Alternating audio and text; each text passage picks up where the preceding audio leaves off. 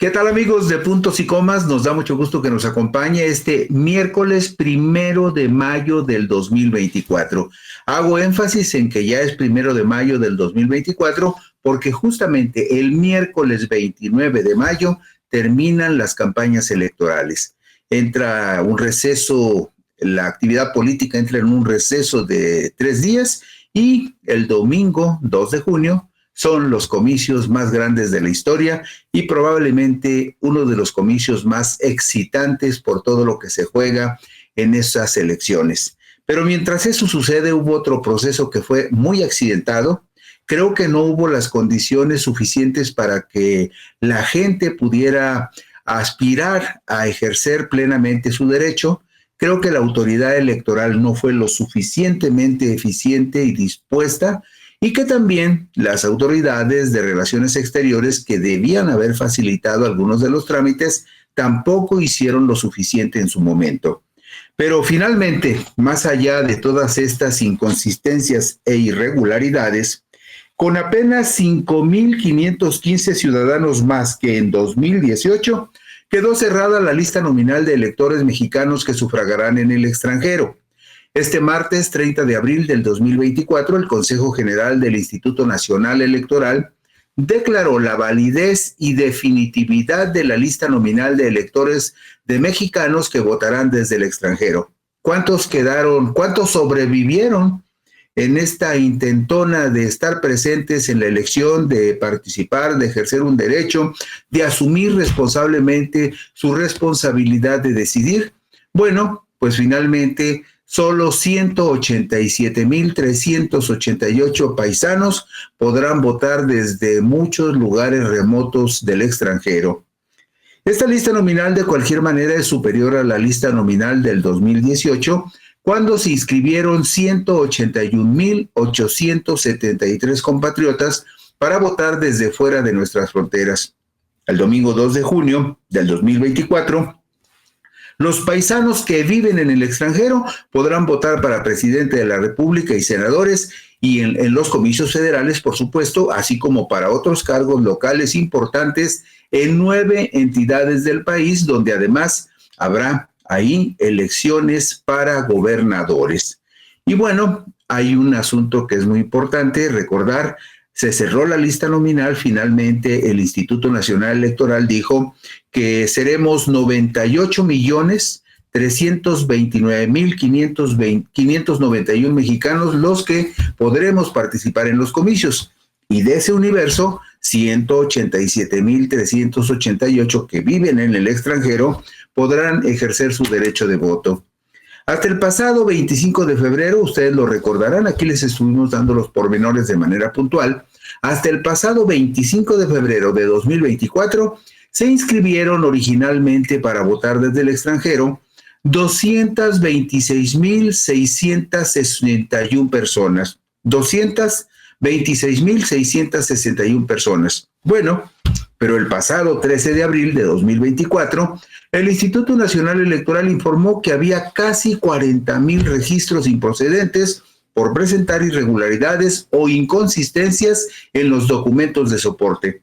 Finalmente, y esto es lo más lamentable, finalmente quedaron fuera de la lista nominal de electores de votantes en el extranjero un total de 39,273 compatriotas que hicieron el intento de registrarse. De los mexicanos que finalmente quedaron inscritos para votar desde el extranjero, vemos en la diapositiva número 4 que de este total de 187,388 mexicanos, el 28,32% eligió el voto postal como una modalidad para participar, el voto postal, es decir, a través del correo tradicional. El 64,84% le dijo al Instituto Nacional Electoral: yo quiero utilizar el voto electrónico a través de Internet para estar presente en la contienda del domingo 2 de junio. Y hubo un 6,84% de ciudadanos mexicanos que le dijeron al INE: yo prefiero ir al consulado o, en el caso que corresponda, a la embajada y ahí depositar mi voto en una urna electrónica. Y así quedó configurado el escenario de cómo participarán nuestros paisanos desde muchos remotos países y desde luego la mayor parte del volumen más considerable será en Estados Unidos. Los mexicanos, fíjese usted, veamos la diapositiva número 6, que se refiere al voto en el extranjero y a la modalidad electrónica. Los que hayan elegido la modalidad electrónica, como decíamos, el 64.84% de los paisanos, ellos a más tardar el 3 de mayo, es decir, dentro de 2 días, van a recibir por correo electrónico las claves de acceso al sistema de votación. Y esos compatriotas tendrán del 18 de mayo al 2 de junio para ejercer su voto a través de un sistema electrónico, a través de Internet, en una plataforma del INE, regulada por el INE con clave de acceso, para garantizar que solamente voten aquellos que se inscribieron y que recibieron su clave de acceso porque están, digamos, legítimamente validados para participar en los comicios. Pero también vemos en la diapositiva 7 que algunos mexicanos van a ejercer su voto en el extranjero a través de la modalidad postal. ¿Qué significa esto? Bueno, pues que van a usar el correo tradicional. Estas personas, las que se dieron de alta, las que se registraron en el INE en la lista nominal y que el INE los validó, estas personas van a recibir a finales de abril o durante la primera semana de mayo, van a recibir en sus domicilios donde se encuentren en Australia, en Suecia, en Suiza, en Estados Unidos, en Canadá, en Chile, en Argentina, en el Medio Oriente, incluso en el Lejano Oriente.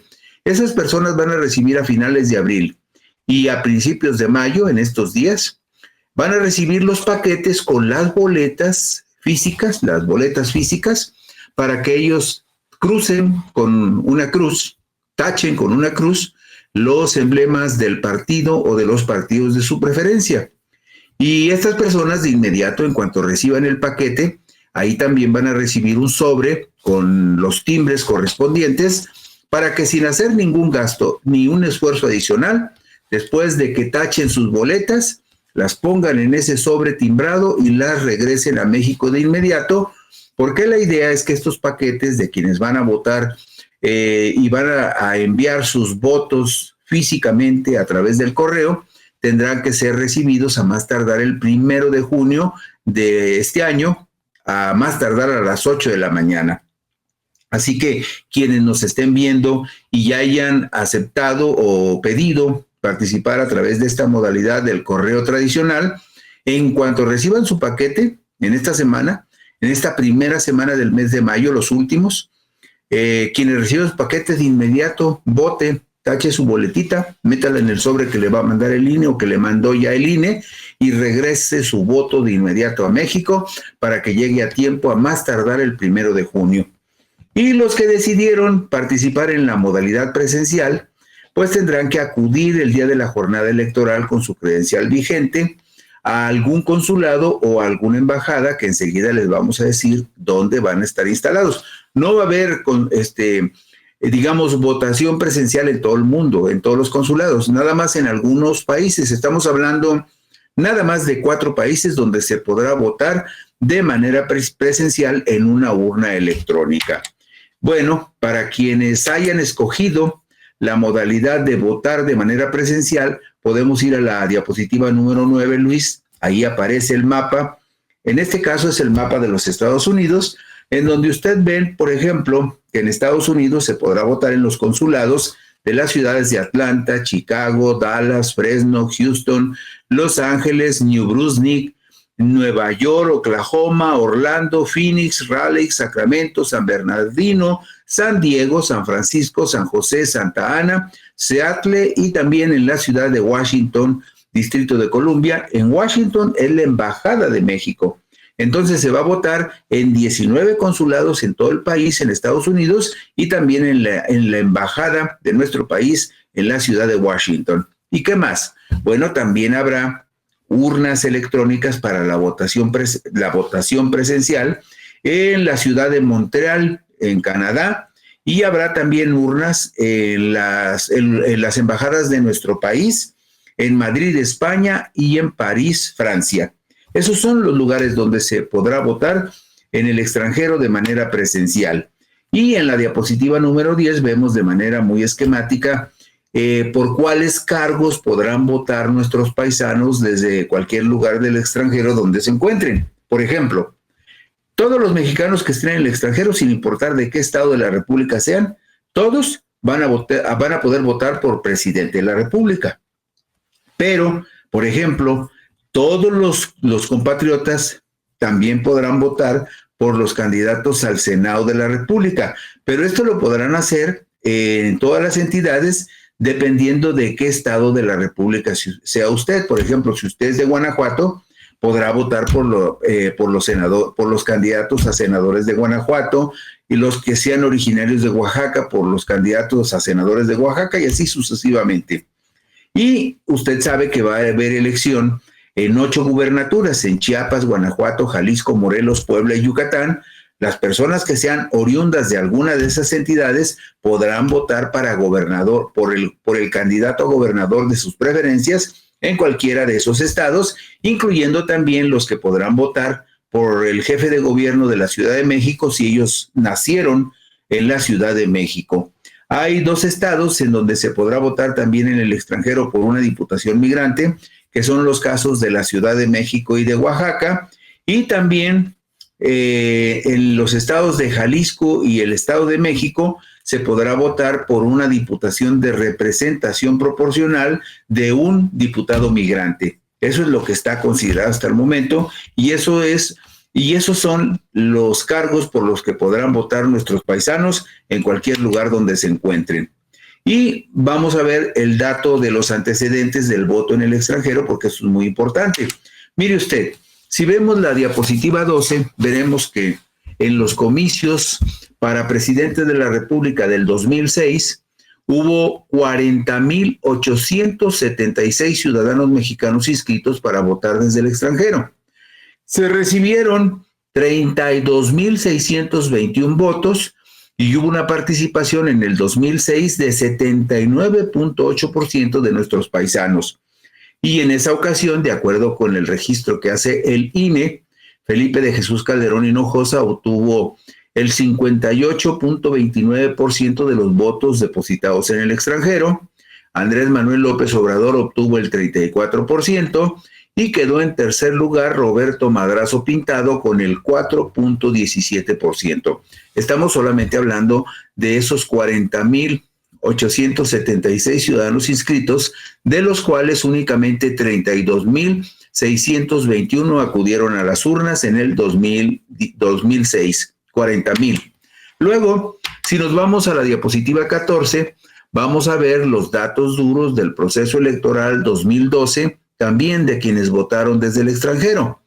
En esa ocasión, en el 2012, la lista nominal de electores en el extranjero fue de 59,115 personas.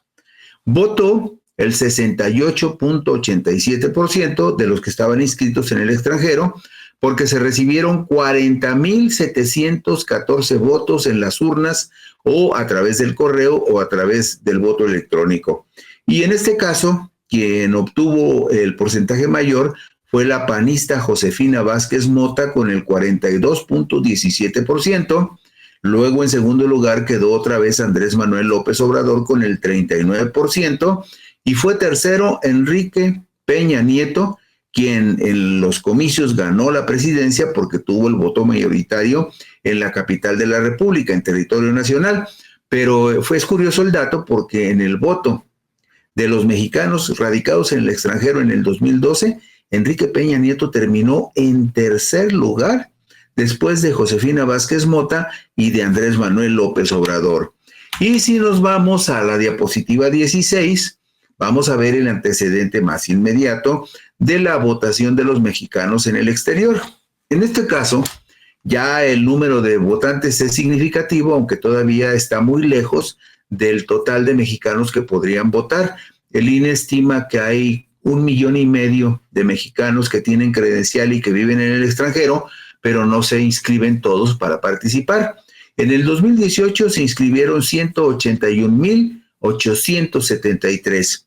Participó el 54,14%, y aquí sí Ya cuando ganó la elección presidencial López Obrador en el 2018, pues se llevó el porcentaje mayor. Si usted se fijó en las votaciones anteriores, en la votación, por ejemplo, del 2006, Felipe Calderón sacó 58.29, pero ya en esta votación del 2018, López Obrador superó todas las votaciones anteriores en el extranjero, pues se llevó el 64.86%, ganó la presidencia, por supuesto. Ricardo Anaya Cortés quedó en segundo lugar con 26.75 y José Antonio Meade Curibreña del PRI quedó en tercer lugar con 4.28. Estamos hablando del voto de los mexicanos en el extranjero, que de 181.873 que se inscribieron, solamente acudieron a las urnas 98.742, que representaron el 54.29%.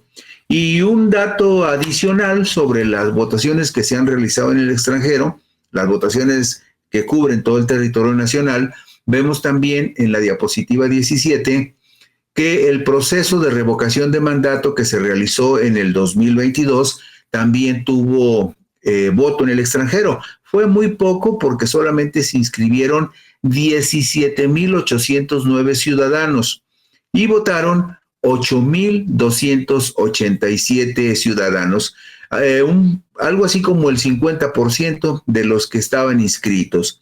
Y otra vez, en este caso, el proceso de revocación de mandato, la pregunta era si querían que siguiera López Obrador en el gobierno o que le fuera revocado el mandato. Y aquí sí, en este caso, aunque no fueron muchos votos, el porcentaje fue alto porque el 76.31% de quienes votaron en el extranjero, que fueron 6.324 personas, decidieron que López Obrador siguiera en la presidencia de la República. 76.31 votó porque López Obrador siguiera en la presidencia de la República. Esto se votó en el 2022 y solamente el 23.10% votó porque se le revocara el mandato. 23.10 contra 76.31.